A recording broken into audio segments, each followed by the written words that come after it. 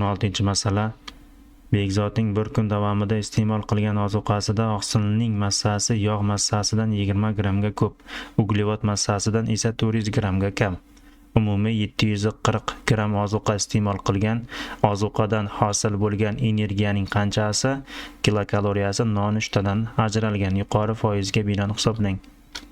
Nonushta 25-30%, oqsil, yog', uglevod bo'lgan.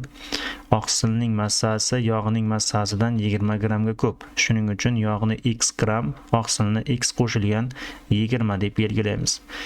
Bu oqsilning massasi uglevod massasidan 400 grammga kam deyilyapti.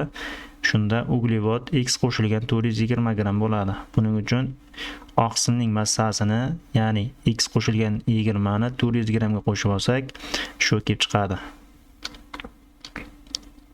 Jami 740 gram hisoblanadi. Oqsil, yog', uglevodlar yig'indisi. X qo'shilgan 20, oqsilning massasi qo'shilgan x, yog'ning massasi qo'shilgan x qo'shilgan 420. Bu uglevodning massasi. Jami 740 gram. 3x 440 tenglik 740 ga teng bo'lishi kerak. 740 dan 440 ta ayirib tashlaymiz. 3x 300. X ni topsak 100. Buning uchun 300 ni 3 ga bo'lamiz. 100 ni 20 ga qo'shib olamiz. 120 gram oqsil kelib chiqadi. Yog' x gram edi, shuning uchun yog' 100 gram bo'lib turibdi. 100 gramda 420 ga qo'shib olamiz. Bu 520 gram uglevod kelib chiqadi. 120 gram oqsilda 4,1 kilokaloriyaga ko'paytirsak 492 kilokaloriya energiya kelib chiqadi.